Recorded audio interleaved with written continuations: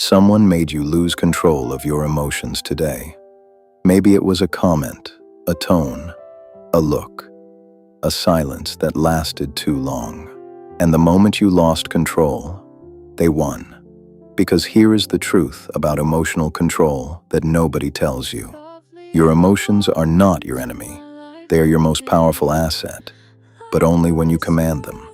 The moment someone else triggers them, those same emotions become the weapon used against you. In this briefing, I'm giving you 15 strategic methods to command your emotions, not suppress them, and reclaim the mental control that manipulation, stress, and psychological pressure have taken from you. Method 15 is the one I'm saving for the end, because it is the master key, the one that makes all 14 others work. Stay with me. These 15 methods are divided into 3 tactical blocks. Block 1, methods 1 through 5, is about building your emotional foundation, understanding what's happening in your body and brain before you can command it. Block 2, methods 6 through 10, is about real-time emotional command. What to do in the moment when someone is trying to destabilize you. Block 3, methods 11 through 15, is about strategic emotional mastery, building the long-term psychological strength that makes you genuinely difficult to manipulate. I'm Raven. Let's decode it. Method 1. Name the emotion. Precisely. Most people experience emotions as undifferentiated waves. Something feels wrong, something feels bad. They don't know what exactly. Research by neuroscientist Lisa Feldman Barrett shows that the more precisely you can label an emotion, the less power it has over you. She calls this emotional granularity. There is a significant difference between feeling bad and feeling specifically humiliated, or specifically afraid, or specifically grief-stricken. The precise label activates your prefrontal cortex, the rational brain, and reduces amygdala activation. So when you feel the wave coming, stop. Ask, what is this exactly? Not just angry. Angry because I felt dismissed. Not just hurt. Hurt because I expected loyalty and didn't receive it. Precision is power. The more specific the label, the more command you have. Method 2. Locate it in your body.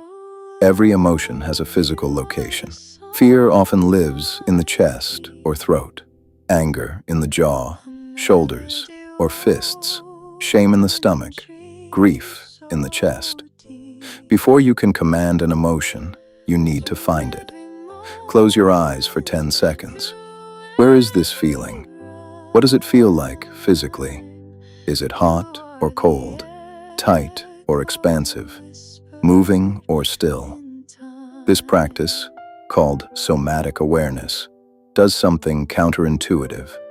The more precisely you locate an emotion in your body, the less it controls your behavior. You are no longer inside the emotion. You are observing it from a slight distance.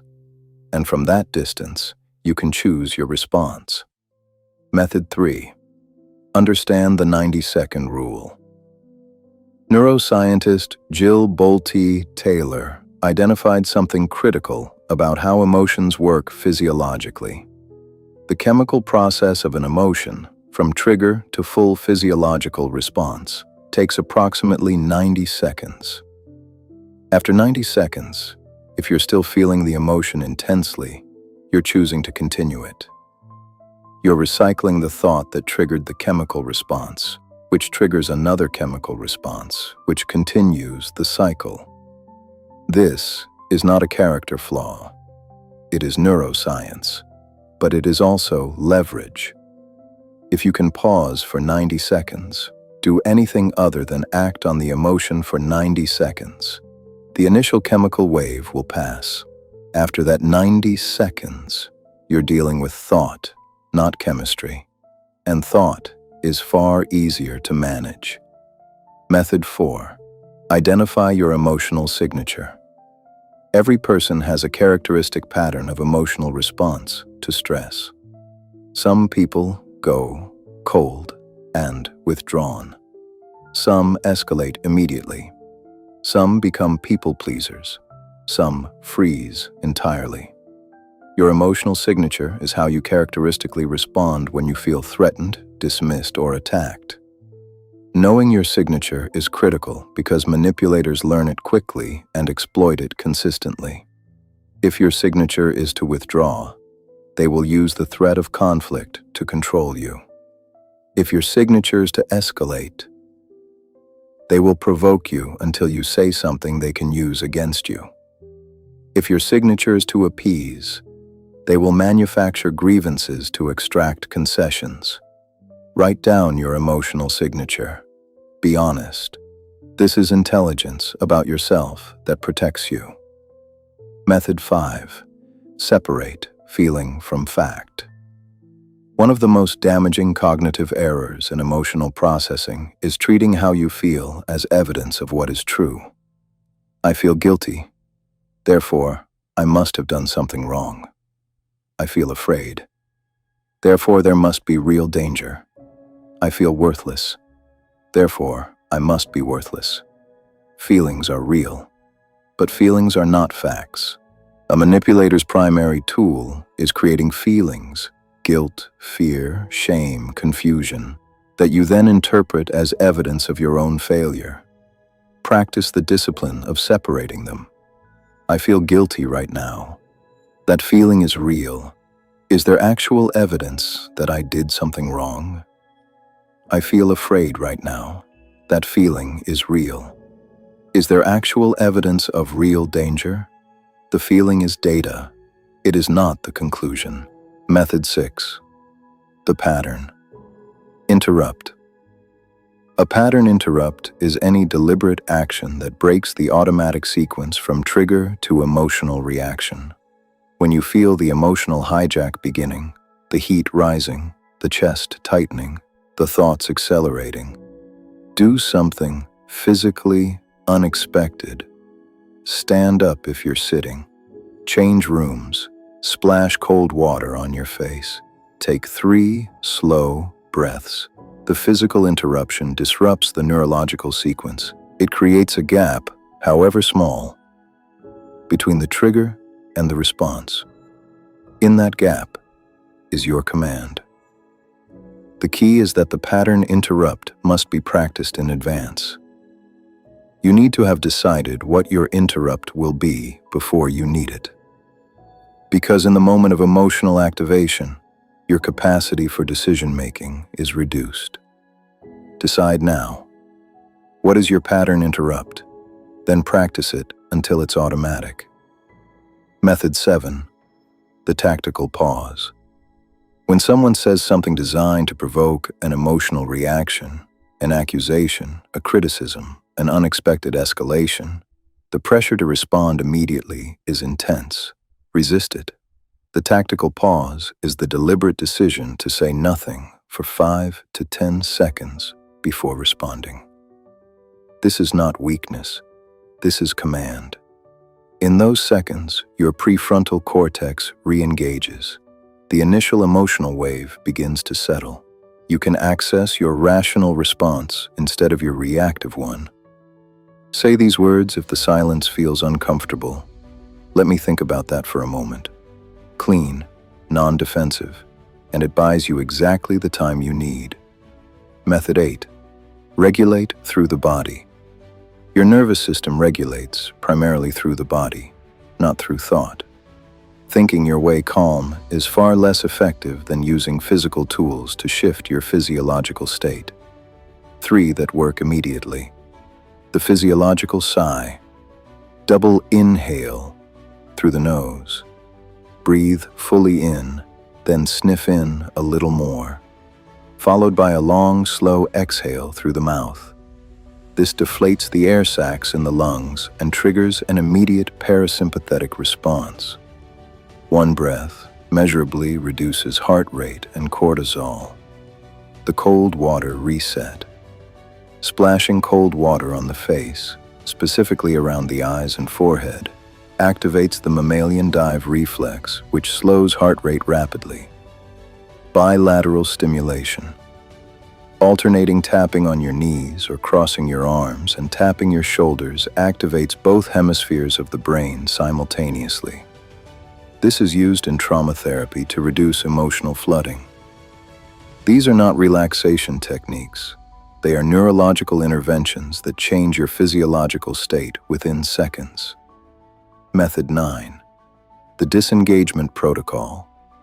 There are conversations that cannot be won, that are not designed for resolution, that exist only to extract an emotional reaction or manufacture a concession.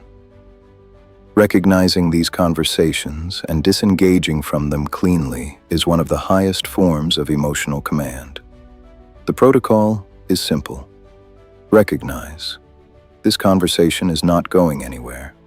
Decide, I am choosing to end my participation. Execute, I don't think we're going to resolve this right now.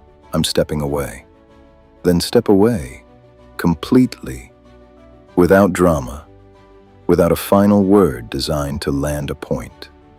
The temptation to have the last word, to land the point that finally makes them understand, is one of the most common emotional control failures. The last word costs you the exit. Choose the exit. Method 10. Emotional labeling out loud. Research by UCLA psychologist Matthew Lieberman shows that labeling emotions out loud reduces their intensity significantly more than labeling them internally. When you feel the emotional surge, say it, not to the person triggering it necessarily, but out loud. I'm noticing I feel angry right now. I'm aware that I feel afraid in this moment. The act of speaking the label aloud engages the left hemisphere of the brain, the language center, and reduces right hemisphere emotional flooding. This can be done quietly, in a low voice, enough to engage the linguistic processing. It sounds strange. It is extraordinarily effective. Method 11. Build emotional vocabulary. Research consistently shows that people with larger emotional vocabularies have better emotional regulation, lower levels of anxiety and depression, and are significantly harder to manipulate, because you cannot command what you cannot name. Most people operate with a vocabulary of perhaps 10 emotions: happy, sad, angry, afraid, anxious, bored, disgusted, surprised. Expand it deliberately. The difference between feeling irritated and feeling contemptuous, between feeling nervous and feeling dread, between feeling disappointed and feeling betrayed. Each distinction is a different emotional experience requiring a different response. Spend 5 minutes a day for a month reading emotional vocabulary lists and identifying which emotions you actually experience but have never had precise words for. This is one of the highest return investments you can make in your psychological defense capacity. Method 12. Practice. Deliberate exposure. Emotional command is a skill, and like all skills, it must be practiced under progressively increasing difficulty. Deliberate exposure means voluntarily putting yourself in mild versions of emotionally challenging situations, conversations, environments, relationships, specifically to practice your regulation tools, not to torture yourself, to build the muscle. The person who has only ever practiced emotional regulation in safe, comfortable environments will find it fails entirely under pressure. The person who has practiced it progressively, mild difficulty, then moderate, then high, has built a regulation system that holds under actual stress. Start small. Have the slightly uncomfortable conversation you've been avoiding. Engage with the mildly frustrating person. Practice your pattern, interrupt in low-stakes situations. Build the capacity before you need it at full strength. Method 13. Develop emotional boundaries. Most people understand the concept of behavioral boundaries, limits on what actions they will accept from others. Fewer people understand emotional boundaries. An emotional boundary is the limit on how much of someone else's emotional state you allow to become your own. People without emotional boundaries absorb the emotional weather of every room they enter. They feel responsible for other people's moods. They experience other people's distress as their own emergency. This is not empathy. It is emotional enmeshment, and it is one of the primary vulnerabilities that manipulators exploit. An emotional boundary sounds like this internally. That person is angry right now. Their anger is information about their emotional state. It is not my responsibility to fix it, absorb it, or be controlled by it. Or, that person is suffering right now. I can care about their suffering without making it the governing fact of this interaction. Practice noticing when you have absorbed someone else's emotional state without choosing to. And practice the deliberate act of returning it. Their emotion, their responsibility, your care, your choice. Method 14. Create a personal emotional regulation plan.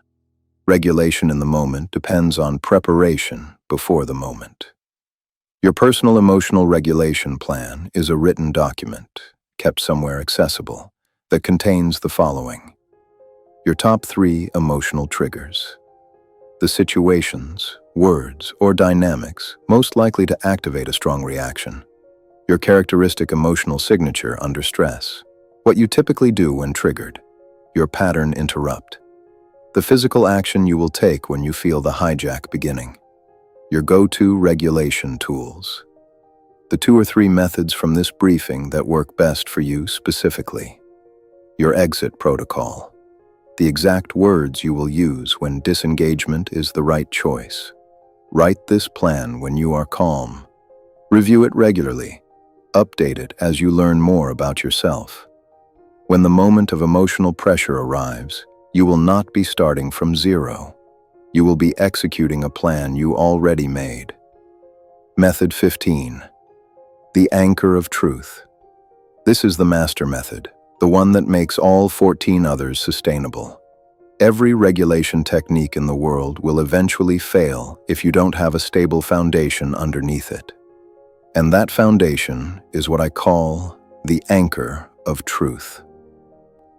Your anchor of truth is a set of 5 to 7 statements about yourself that you know to be true, based on evidence, not aspiration, that do not change regardless of what anyone says or does to you.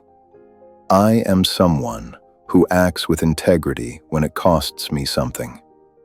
I am someone who tells the truth, even when it's uncomfortable. I am someone who genuinely tries to understand before judging. I am someone who shows up for the people I care about. These are not affirmations. They are not wishful thinking. They are documented observations about your own consistent behavior. Write them down, in your own words, specific to your own life. Here is why this is the master method.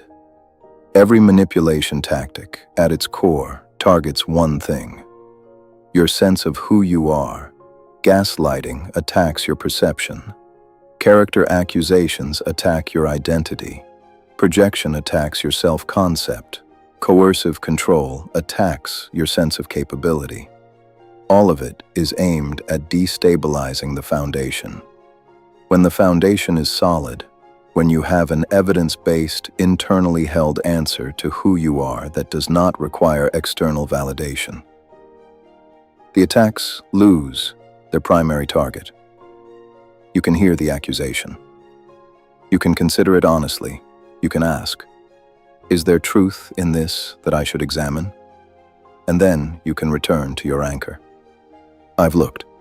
That's not what I find.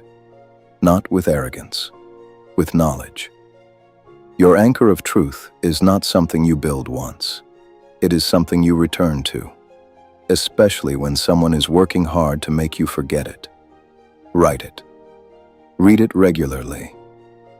And when someone tries to tell you who you are, return to what you already know. Let's lock in the intelligence from this briefing.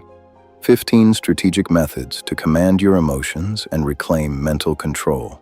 Block 1. Build your emotional foundation. Method 1. Name the emotion precisely. Method 2. Locate it in your body. Method 3. The 90-second rule. The chemical wave passes if you don't recycle it. Method 4. Identify your emotional signature. Method 5. Separate feeling from fact. Block 2. Real-time emotional command. Method 6. The pattern interrupt. Method 7. The tactical pause. Method 8. Regulate through the body. Physiological sigh, cold water, bilateral stimulation. Method 9. The disengagement protocol. Choose the exit over the last word. Method 10. Emotional labeling out loud. Block 3. Strategic emotional mastery. Method 11. Build emotional vocabulary. Method 12. Practice deliberate exposure. Method 13. Develop emotional boundaries. Their emotion, their responsibility. Method 14. Create a personal emotional regulation plan before you need it. Method 15. The anchor of truth. 5 to 7 evidence-based statements about who you are that do not change, regardless of what anyone says. Your emotions are not your enemy. They are your most powerful asset. Command them, and no one else can. The most powerful people in any room are not the ones who feel the least. They are the ones who feel everything and choose what they do with it. Emotional command is not emotional suppression. It is not becoming cold, detached, or robotic. It is the ability to feel the full weight of an experience, the anger, the fear, the grief, the love, and remain the author of your response to it. That is what these 15 methods build. Not a wall, a foundation. From this day forward, when someone tries to use your emotions against you, you have the tools. The pattern interrupt, the tactical pause, the anchor of truth. Your emotions are yours. Your reactions are yours. Your mind is yours. Take it back. I'm Raven. Subscribe for weekly intelligence on dark psychology, manipulation tactics, and the science of protecting your mind. Drop a comment below. Which method do you need most right now? And which one are you implementing first? Tell me the number, decode, defend, dominate.